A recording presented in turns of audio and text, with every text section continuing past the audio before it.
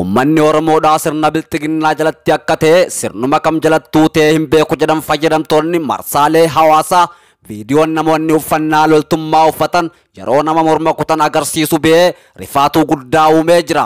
Ummanni Oromoodhaa humnoota fannoo mootummaatiin deeggaraman humnoota lafoo mootummaa fi xiyyaarota waraanaa mootummaatiin gocha suukanneessaan irratti raawwatame seenaa keessatti isa hamaa jedhanii jiran. Yakka waraanaa jabaatu uummata Oromoo irratti raawwatamaa jira kan jedhan fayyadamtoonni marsaalee hawaasaa ummanni Oromoodhaa tokkummaan ka'ee falmachuu ala furmaata hin qabu jedhan. Tibba darbee bifa wal fakkaataadhaan humnoonni fannoodhaa dhalattoota Oromoo lama morma irraa kutanii mukatti fannisanii wayita dhaadatan viidiyoon mul'isu bahee jira. Kana malees namoonni uffannaa loltummaadhaa loltoota mootummaa uffatan nama ibiddaan gubaa wayita suuraa kaan mul'ataa jira. Humnoonni fannoodhaa Oromoota Walloo hedduu konkolaataa irraa buusanii wayita gara jabummaadhaan rashanan viidiyoon agarsiisu kanaan dura ba'uun isaatis waan yaadatamuudha. Salaalee Aanaadharraatti hidhattoonni fannoo daangaa ce'uudhaan manneen qonnaan bultoota Oromoo gubuu fi namoota hedduu qe'ee fi qabeenya isaanii irraa buqqisuu jiraattonni himan. Torbaan tokko as weerarri hidhattoonni fannoo aanicha keessatti taasisaa jiran akkaan hammaachuu jiraattonni dubbatanii jiran.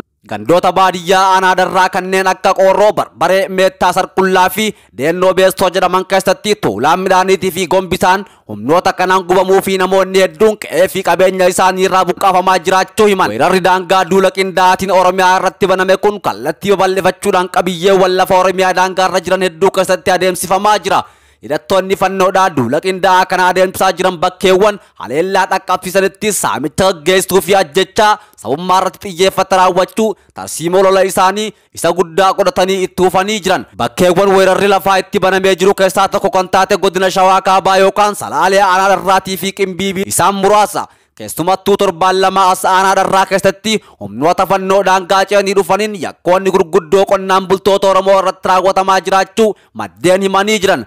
Hanga ammaatti gandoota baadiyyaa Aanaadharraa keessaa abbootiin warraa dhibbootaan lakkaa'aman qe'ee fi qabeenya isaaniirraa buqqaafamanii jiran. Gandoota baadiyyaa Aanaadharraa kanneen akka Qorroo, Barbaree, Meettaa, Sarqullaa fi Deennoo Beessoo jedhaman keessatti tuulaa fi gombisaan midhaaniitis humnoota kanaan gubamuu fi namoonni hedduun qe'ee fi qabeenya isaaniirraa buqqaafamaa jiraachuu jiraattonni himan. Jiraattonni ganda Sarqullaa haleellaa humnoota kanaatiin miidhaman akka himanitti haleellaan kun Oromoota qofa irratti kan xiyyeeffatedha jedhan. Mana qonnaan bultoota Oromoo gubuu qabeenya saamuu fi ummanni qe'ee isaarraa buqqee akka baqaaf saaxilamu ta'aa jira. Qondaaltonni bilxiginnaadhaa Oromiyaa dhimma alaabaa fi faaruu Oromiyaa manneen barnoota magaalaa Finfinnee irratti hojjennoo isaanii jijjiiraa akka jiran dhaga'ame. Gartuuleen siyaasaa Amaaraa afaan Oromoo afaan hojii magaalaa Finfinnee akka hin taane dabalatee dhimmoota garaagaraa magaalattii irraa Oromoo ittisuudhaaf waajjira ministeera muummeetti deddeebi'aa jiraachuu himan. Qondaaltonni bilxiginnaa Oromiyaadhaa waca caasaaleen fannoo magaalaa Finfinneetti ijaarratee fi gareewwan finxaaleeyyii Amaaraatiin rifatan manneen barnoota magaalaa Finfinnee keessatti alaabaan Oromiyaa akka hin baanee fi faaruun Oromiyaa akka hin faarfamne dhoksaadhaan hambisuuf akka jedha qondaalli olaanaan mootummaa tokko ibsee ture. Qondaalli olaanaan maqaan isaanii akka hin eeramne barbaadan tokko akka himanitti qondaaltonni bilxiginnaadhaa Oromiyaa waca gareewwan kanaatiin akka rifatanii jiran dubbatee jira. Alaabaan Oromiyaadhaa manneen barnoota magaalaa Finfinnee keessatti akka hin baanee fi faaruun Oromiyaadhaa akka hin faarfamne jechuudhaan caasaa keessootiin dhoksaadhaan hambisuudhaaf ergaa dabarsaa jiraachuu dubbatan. Dura bu'oonni manneen barnoota magaalattii garaagaraatiis yaada kennaniin dabballoota mootummaatiin dhiibbaa jala jiraachuu himan. Barsiisonni fi barattoonni dhalattoota Oromoo alaabaan Oromiyaa akka bahuu fi faaruun Oromiyaadhaa akka manneen barnoota Finfinneetti faarfamuu aarsaa guddaa wayita kafalaa jiranitti hoggansi bilxiginnaa Oromoo ta'an kutannoo dhabuu fi waca gartuulee finxaaleeyyii Amaaraatiin rifachuu isaaniitiif achi raafamuun akkaan nu dallansiisee jira jedhan. Magaalaa guddoo Oromiyaa handhuura Oromiyaa magaalaa dachee Oromootaa irratti ijaaramtee babal'atte Finfinneetti alaabaan Oromiyaa hin bahu faaruun Oromiyaa hin faarfamu jechuun caasaan fannoo magaalattii mandheeffate waca uumeen qondaaltonni bilxiginnaa Oromoo ta'an rifachuun qaanfachiisaa ta'uu eeran. Barri waca xiqqoo akkanaa kanaan rifatee baaragu gaaffiilee gurguddoo sabichaa deebisuu jedhanii eeguun of gowwomsuudha jedhan.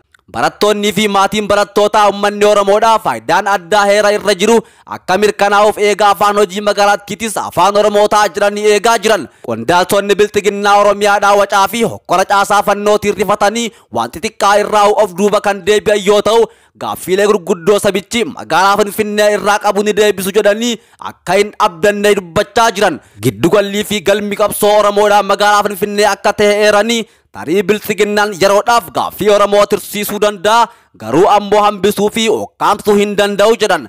Dhimmi Oromoo fi magaalaa Finfinnee qabsoo Oromootiin sadarkaa of duuba hin deebine irra ga'ee akka jiru himanii caasaan fannoo fi gartuulee finxaaleeyyii Amaaraa mootummaa keessa daatanii jiran dubbii afaan Oromoo afaan hojii magaalaatti taasisuu jedhu ukkaamsuuf halkanii guyyaa hojjechaa akka jiran maddeen keenya keessoo mootummaa irraa ibsanii jiran. Dhimmi kun yeroo hedduu mariitti dhiyaatee mormii garee kanaatiin ukkaanfamaa akka jiru himanii jiran. Gartuuleen siyaasaa Amaaraa afaan Oromoo afaan hojii magaalaa Finfinnee yoo ta'e waan hunda to'annee jirra bifuma kamiinuu afaan Oromoo afaan hojii magaalaa Finfinnee ta'uu hin qabu ejjennoo jedhu qabaachuus ibsanii jiran. Dhimma kanaaf yeroowwan hedduu waajjira ministeera muummeetti akka deddeebi'aa turanis himaniiti jiru. Haalli Tigraay keessaa yeroo tasgabbaawaa jiru kanatti walitti bu'iinsi Oromiyaa keessaa ammoo caalatti hammaachaa dhufuu isaa maddi oduu Associate Press gabaasee jira. Gandoota baadiyyaa aanaalee godina Horroo Guduruu Wallaggaa fi Wallaggaa Bahaa garagaraatti ammas haleellaan humnoota fannoo itti fufuu jiraattonni himanii jiran. Bakkeewwan haleellaan hidhattoota fannoo itti gaggeeffamaa turetti ammallee nageenya waraan akka hin bu'in jiraattonni himan. Humnoonni mootummaa raayyaa ittisa biyyaatii fi poolisiin humna addaa Oromiyaatis bakkeewwan daandiitti dhiyoo ta'an qofatti sakatta'iinsa raawwachaa waan jiraniif gandoonni baadiyyaa hedduun ammallee harka humnoota fannoo keessatti goolamaa jiraachuu jiraattonni komatan. Duulli qindaawaan hidhattoota fannootii fi humnoota milishaa Amaaraa daangaa ce'uudhaan Oromiyaa seenanii baname kun lubbuu namoota hedduu galaafachuu fi qabeenya guddaa mancaasuu jiraattonni himan. Bakkeewwan haleellaan hammaataan itti raawwatame Jaardagaa Jaartee Aliboo Kiraamuu fi Horroo keessatti hawaasni qe'ee fi qabeenya isaarraa buqqaafame guutumaan guututti bakkatti osoo hin deebiin jiraachuus odeeffannee jirra. Bakkoota namoonni murtaa'an deebi'anii qubatanitti ammoo haleellaa riphee loltummaatiin humnoonni fannoodhaa adeemsisaa jiraniin ilmaan Oromoodhaa ammallee ajjeefamaa jiraachuu maddeen himan. Aanaa Amuuruu magaalaa Agamsaa fi Cidhattii keessatti guyyoota 3 asitti lubbuun namoota nagaa 7 ol darbuu fi loon hedduun saamuu jiraattonni himan. Gargaarsi namoomaa ulaa 4 gara Tigraay seenaa jiraachuu UN'n himte.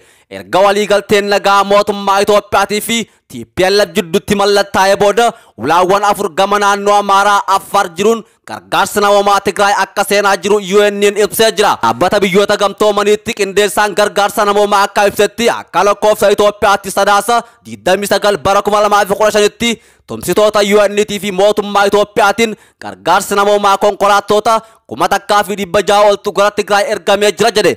Gabaasni dhaabbatichaa nyaataa fi meeshaalee fayyaa dawoo barnootaa bishaanii fi qulqullina ittiin eeggatan ta'uu ibsee jira. Hojjettoonni gargaarsa keenyaa odeeffannoo nuuf kennanii waliigaltee nagaa booda akkaataan gargaarsi ittiin dhiyaatu fooyya'aa dhufee jechuudhaan ibsanii jiran. Mootummaan Itoophiyaatis dhiyoo kana gargaarsi danqaa tokko malee akka dhiyaatu ibsee ture. Waliigalteen nagaa mootummaa TPLF waliigalan irratti dhimmoota kaan keessaa walitti bu'insa hanqisuun ala tajaajiloonni bu'uuraa akka eegalan taasisuudha. Waliigalteen kun deeggarsi namoomaa hin danqamne akka uummataaf dhiyaatu dabalatee mootummaan Itoophiyaa tajaajila ibsaa Maqalee fi magaalota kaanitti eegaluu ibsee jira. Tajaajilli bilbilaatis Shireetti eegaluun kan ibsame yoo ta'u akkasumas Shiree dabalatee bakkeewwan tokko tokkotti tajaajilli ibsaatii fi bilbilaa eegaluu kan ibse UN'n kun deeggarsa namoomaaf tarkaanfii jajjabeeffame uummataaf tajaajiloota bu'uuraa deebisuuf walqabatee wantoonni fooyya'aa akka jiran ibsan. Taatullee hanga barbaachisu waliin yeroo wal bira qabamu deeggarsi dhiyaataa jiru gahaa akka hin taane kan ibsame yoo ta'u UN'n ibsa isaa kana keessatti meeshaaleen fayyaatii fi nyaatni madaalamaan bal'inaan akka ergamu ibsee jira. Akkasumas naannoo Amaaraatii fi Affaaritti gargaarsa geessuudhaaf lammiileen jireenya duritti akka deebi'an gochuudhaaf deeggarsi dabalataa akka isaan barbaachisus ibsee jira.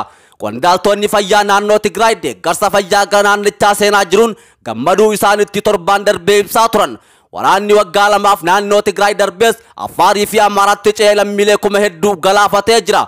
Waraanni waliin Itoophiyaadhaa gara kaabaa karaa nagaatiin akka xumuramu waliigalteen mallattaa'us wal waraansi Oromiyaa keessatti adeemsifamaa jiru itti fufaa jiraachuun yaaddoo guddaa uumee jira. Waraanni kaabaa xumura akka argatuuf waliigalteen mallattaa'uu fi mootummaan waboo wajjin hin mari'adhu jechuu hordofee namoonni siyaasaa rogeeyyii miidiyaa paartiilee mormitootaa miseensonni paarlamaatii fi dhaabbileen siviilii akkuma Tigraayitti araarri bu'ee Oromiyaa keessattis araarri bu'uu qaba jechuudhaan gaafachuu irratti argaman. Jijjiirama siyaasaa bara 2018 Itoophiyaa dhufe hordofee adda bilisummaa Oromoo gara biyyattii yoo galu waraanni bilisummaa Oromoo waboo kan ABO'n hoogganamuu ture mootummaan Itoophiyaa irraa amantaa dhabe jechuudhaan bosona Oromiyaatti hafuudhaan qabsoo itti fufee jira.